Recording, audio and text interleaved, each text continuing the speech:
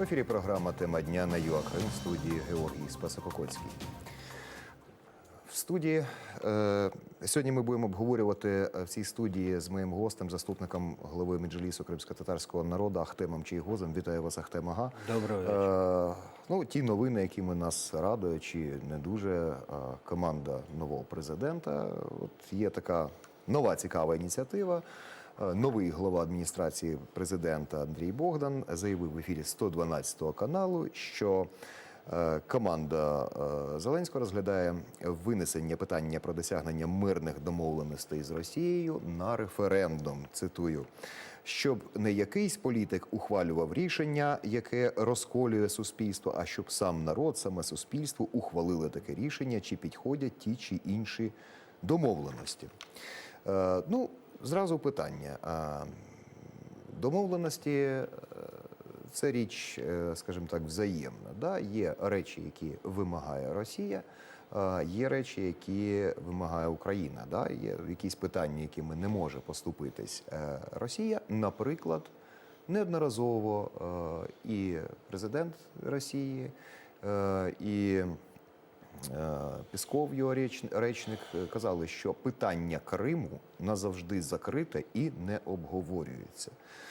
Тобто, оця реперна точка для Росії, вона зрозуміла.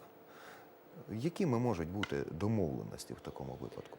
В общем-то, к этому заявлению нужно относиться очень серьезно, как к провокации. Учитывая, что вокруг этого вновь избранного президента работают достаточно такие политтехнологи-шулеры, которым удалось ввести в обман и вот в эту ситуацию дисбаланса в стране достаточно большое количество населения, то нужно понимать, что под такой формулировкой референдума сразу несколько задач определяется на эту текущую ситуацию с учетом выборов предстоящих. Он же должен избежать потери электората. Он должен понимать, что нужно решать каждый день проблему Крыма и Донбасса. Он же понимает о том, что есть достаточно сильная коалиция в мире по вопросу отстаивания интересов Украины. Но есть еще и Путин, есть еще русскоговорящий, есть еще Россия. Поэтому он несколько задач пытается обойти, я бы так сказал. Но это очень серьезная провокация, потому что решать надо каждый день вопросы, связанные с Крымом. Сегодня там сотни тысяч наших граждан, которые очень с большой тревогой относились в период предвыборной кампании, а сейчас самое главное не дать им возможность, вернее дать им шанс на то, чтобы они не разочаровались. Они же 5 лет под оккупацией. Это нужно понимать. И это понимают те, кто все эти годы за это боролся и жил этим, и в том числе в нашем обществе в Украине. И вот тут вот я еще бы сказал о такой трактовке. Если вы помните, время от времени возникал такой вопрос, а провести ли референдум в Крыму, да, чтобы подтвердить народ Украины. Не крымские татары, не украинцы этнические, не другие национальности, а народ Крыма. Это что? Что это? Это обозначение Путиным вот, Донбасса, вот этого шулерства, понимаете, да? Поэтому мы к этому должны относиться очень серьезно и людям доносить, что подобного рода провокационные заявления – это потеря, это разочарование или неоценка по достоинству вот того сопротивления, о той большом группе наших граждан Украины в Крыму. Понимаете? Но я еще раз говорю, я знаю, что пройдя такой сложный путь в становлении своего вот независимого государства Украины, проливая кровь за это, я не думаю, что такие шулеры смогут нас одурачить в столь серьезных вопросах. Временно попытаться избежать ответов на острые вопросы, может быть, со стороны так называемой команды, может быть, это краткосрочно и будет срабатывать. Но даже видно по соцсетям, что уже все больше и больше людей у нас здесь, в Украине, возмущены, и та часть, она вот в таком шоке находится за то, что сами то, что избрали, за что проголосовали. Но это Якщо все-таки это не цей, панацея. от дивіться, якщо все-таки цей референдум проведуть, ну ще невідомо ні формулювання його, це так, тільки Нет, наміри. давайте вообще не обсуждать разновидности или там, как я сегодня уже слышал от некоторых очень, значит, умно рассуждающих политтехнологов, какие вопросы будут поставлены, исходить из этого, значит, потом надо смотреть. Понимаете? Нет, не может в этом вопросе быть референдума. В этом вопросе уже прошли референдумы. Есть государство Украина, она в границах вместе с Крымом и со всем нашим Донбассом, и это признано всем миром. Никаких референдумов, обсуждения подобного рода спекуляций и провокаций мы не должны допускать. Мы должны ставить четкие задачи перед новым президентом, что он думает конкретно по освобождению Крыма. Точка. Он несет ответственность как главнокомандующий, как президент. Не справляется, народ будет давать оценку. И я не думаю, что мы на столь серьезных вопросах будем давать паузу в 4 года, как Януковичу, который своими авантюристами и командой шулеров и этих продажных довел страну до войны. Здесь четкие вопросы: общество, президент. Его команда, она транслирует фактически его мысли. А значит, мы будем спрашивать и требовать ответа на свои вопросы. У нас на зв'язку Ігор Семиволос, виконавчий директор Центру близькосхідних досліджень. Пане Ігоре, вітаю вас. Добрий вечір. Скажіть, як ви оцінюєте ініціативу нового очільника адміністрації президента щодо проведення референдуму, на якому мають визначитись формат домовленостей з Росією? Ну, це невігластво абсолютне, юридичне. Почнемо з того, що на сьогоднішній момент ми маємо Конституційного суду, який, власне, скасовує проведення таких референдумів з маніпулятивною метою. По-друге, все-таки такі речі є повноваженнями президента України, і він несе за це повну відповідальність за прийняття таких рішень. І Верховна Рада, відповідно, яка має ратифікувати чи не ратифікувати рішення президента. Спроба перекласти відповідальність за такі рішення на когось іншого, в тому числі, умовно кажучи, на народ, є абсолютно маніпуляцією, неприпустимо і очевидним порушенням взагалі всіх існуючих правил і правил поведінки і норм, власне, політичного життя. Ну, з іншого боку, якщо так подумати, може все-таки якийсь поганий мир краще хорошої війни, наприклад. Який шанс, що Росії все-таки вдасться продавити ідею обмін ОРДЛО на правах автономії в складі України на юридичне визнання, російську приналежність Криму? Бачите, я хочу відреагувати на першу репліку, коли словами того ж самого Черчилля ви отримуєте і війну, і позор. Да? Тобто, як він сказав, тобто, власне, тут не буде ні миру, і ми отримаємо війну. Тому взагалі з Росією сідати за стіл переговорів напряму немає сенсу, враховуючи як мінімум те, що український президент абсолютно не підготовлена людина, яка не спроможна вести гру з таким досвідченим опонентом, як мінімум. А по-друге, зрозуміло, що Росія, звісно, зацікавлена в такому гамбіті. З одного боку, два в одному, спробувати, власне, знов втюхати Україні ці території на їхніх умовах і плюс ще змусити теперішню українську владу визнати суверенітет Росії над Кримом. Мені здається, що у будь-якому випадку Україна не може йти на такі кроки, оскільки ці кроки означають нічого іншого, як капітуляцію. Дякую, пане Ігоре, за таку думку. Я бы тут сказал несколько слов. У меня такое ощущение, что мы Крым рассматриваем как территорию, которая, значит, там нету живых людей.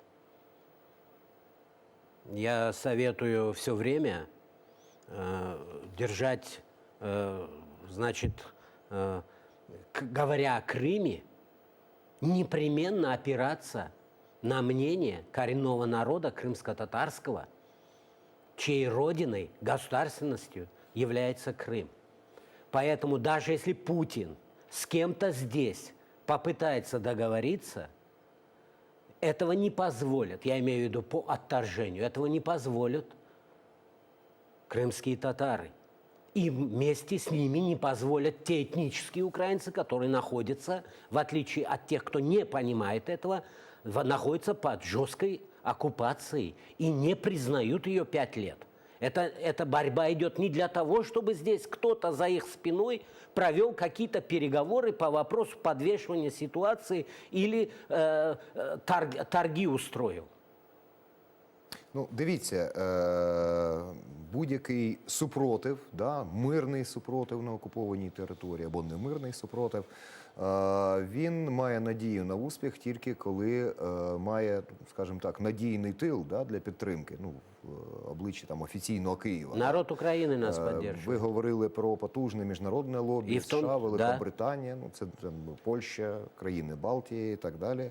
Ну, власне, інші країни теж да, визнали право України на Крим. Тим не менш, якщо не буде підтримки Не буде з Києва, України. не буде зовнішньополітичної роботи в цьому напрямку. Если кто-то здесь думает, вот я всегда напоминаю, месседж Порошенко о том, что Украина не состоится независимым государством без Крыма, это не лозунг, это суть агрессии России против Украины.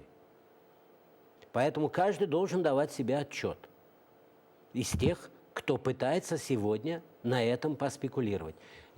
Если кто-то думает, что он построит успешную Украину без освобождения Донбасса и Крыма, это тоже иллюзии. Ну, дивіться, там мова не там, про досвідченість Володимира Зеленського, у нього все-таки є команда, да? І, вочевидь, там ці питання, вони абсолютно не секретні, да? Їх мають розуміти. Важливість територіальної цілісності, важливість Криму і так далі. В чому тоді, що на терезах лежить? Ну, якби ніхто ще не заявляв, що відмовляємося від Криму і так далі, да? Але тим не менш якісь тривожні моменти є. Мы говорили об этом, и я говорил и в эфирах, и в выступлениях в период кампании выборной о том, что Зеленский, как человек, он жил уже определенную часть, ну, жизненный путь прошел. И он, к сожалению, не есть образцом вот того патріотизму, національної ідентифікації. Ну, послухайте, у нас всі президенти, Понимаете? які приходили, я там, хочу сказать, я хочу сказать о том, что, понятное дело, что теперь, став президентом, у него появилась ответственность, да, должна появиться ответственность. И сегодня ошибки – это одна ситуация. А когда ты свое... Если ты не живешь этим, то ты не сможешь принимать соответствующих важных решений в этом вопросе, направленных на реализацию национальных интересов нашего государства. Понимаете? Поэтому уже раскачки или времени на все это как бы осознать и принимать решения нет у него. Он должен сегодня, тем более, что у нас есть большой опыт работы, я имею в виду как государство в этих вопросах. Вначале я говорил, что мы уже сплотили очень серьезную группу наших союзников на международных площадках. У нас есть достойное место на международных площадках. И вот это все уже готовые инструменты для того, чтобы реализовывать дальше национальные интересы не в угоду группе, которая вокруг тебя, или есть она у нас, к сожалению, в Украине, которая готова сдать интересы Украины ради своего благополучия.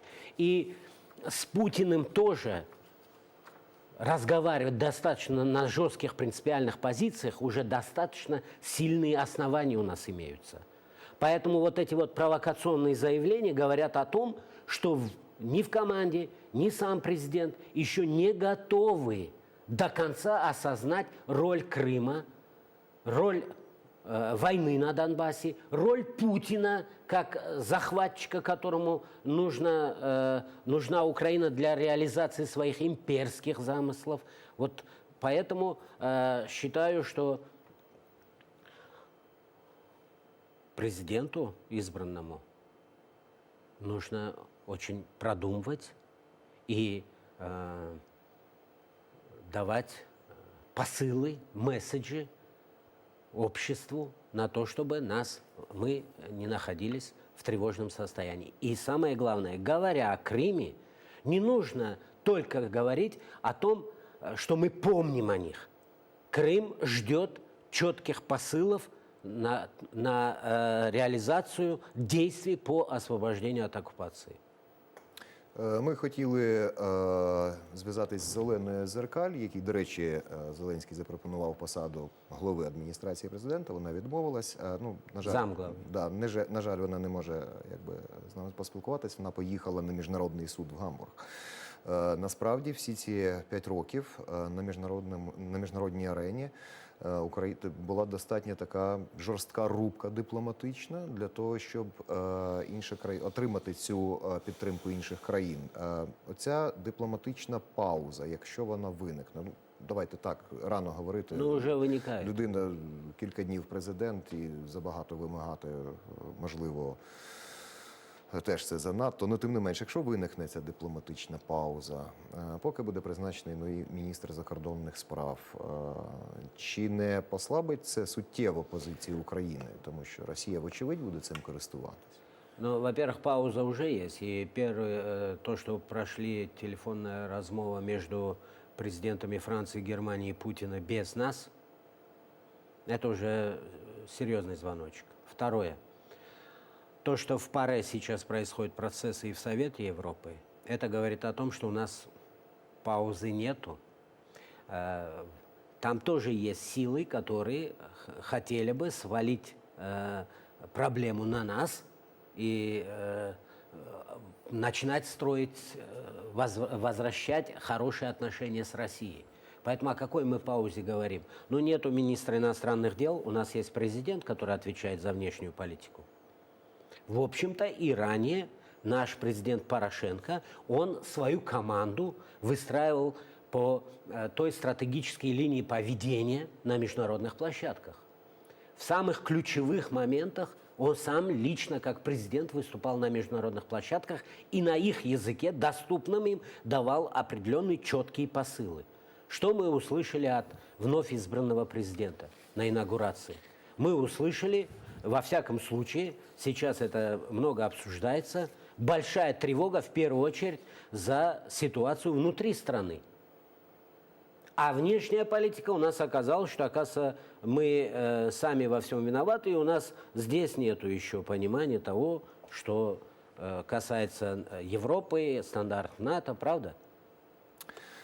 До того, що зараз відбувається в Криму, 120 людей, звинувачених у тероризмі і екстремізмі, затримали в окупованому Криму протягом 2018 року. Таку цифру назвав вчора в Ялті на нараді з питань безпеки окупованого півострова секретар Ради безпеки Росії Микола Патрушев.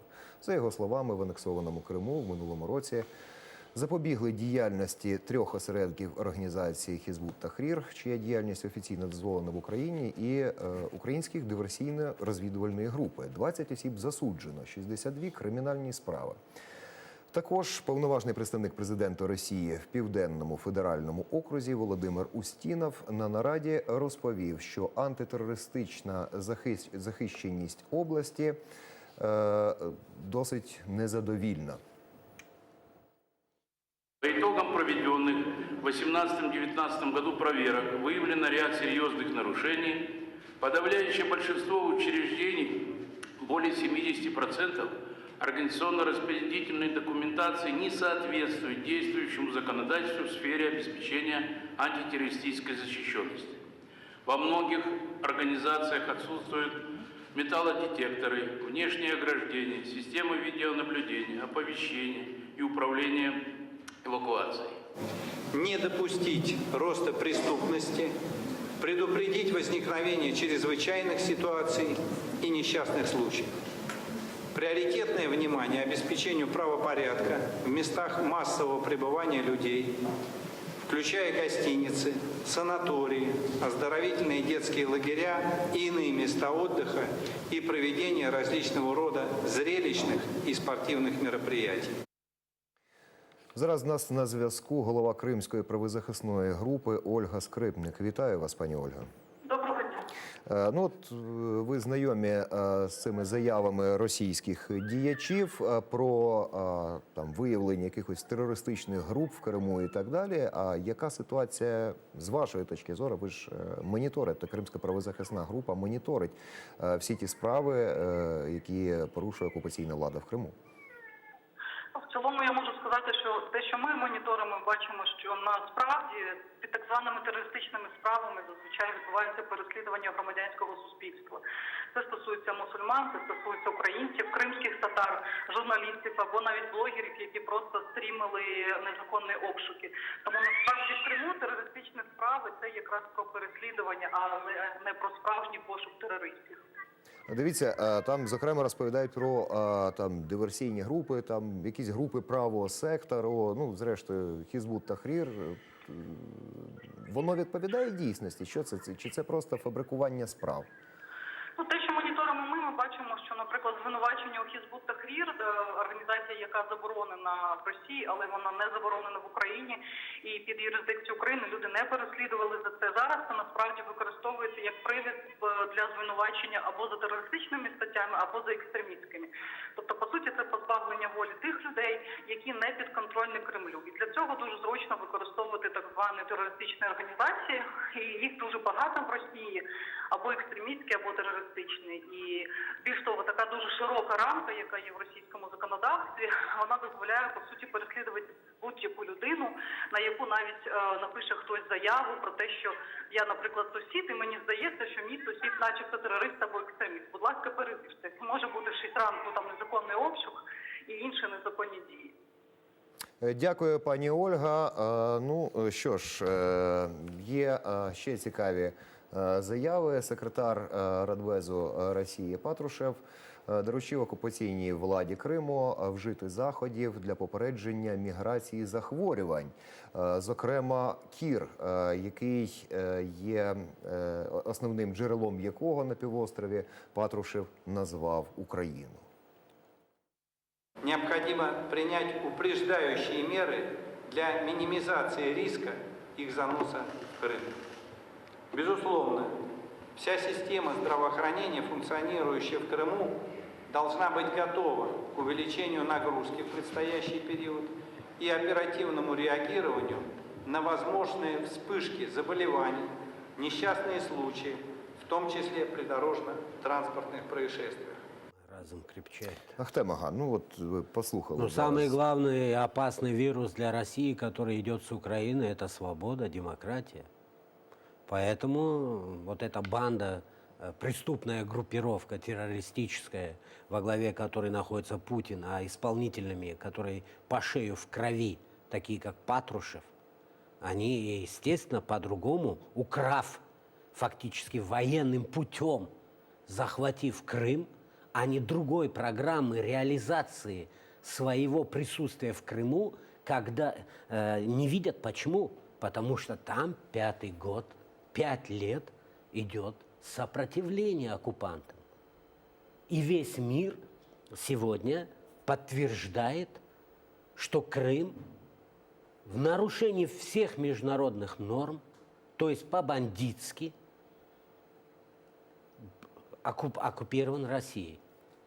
Так вот, сейчас, естественно, они будут пытаться миру представить, что в Крыму есть религиозный экстремизм, политический экстремизм, и картинку показывать неких коллаборантов, неких куколок разряженных о том, что вот если бы не эти проблемы, то, в принципе, все было бы хорошо.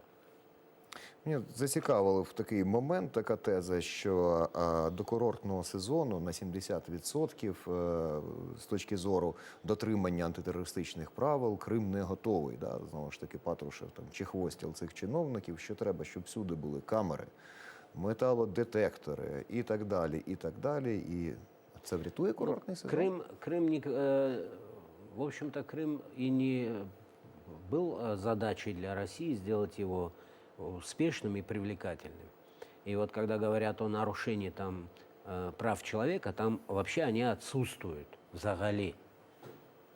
Что касается вот этих вот примитивных мер, как они говорят, камеры везде установить, это подтверждает о том, что они, вот, войдя туда военным путем, они создали на долгие годы проблемы для самой России.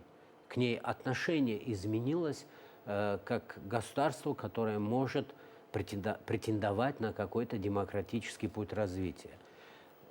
А эта банда по-другому мыслить не может. Естественно, они, чтобы свое присутствие в Крыму обезопасить, они пойдут на любые методы и на любую кровь ради достижения этой цели. Может а быть, то, и что навіть люди не кров? будут приезжать, и они и так не ездят, и то, что в Крыму фактически отсутствует такое понятие, основной источник дохода, как курортный сезон, это как было, когда по факту Украина контролировала территорию, это их меньше всего интересует. Ну і про супротив в Криму. В Симферополі на будинку по вулиці Олександра Невського, там, де відомий мурал «Путін в пілотці», якісь люди зробили напис, в якому запропонували ФСБ пограти з контактами телеграм-партії «Суверенний Крим». Як в коментарі «Новій газеті» автори акції заявили, що її мета – привернення уваги і провокація. Цитую, «Ми просуваємо ідею і нам її необхідно донести до кримчан.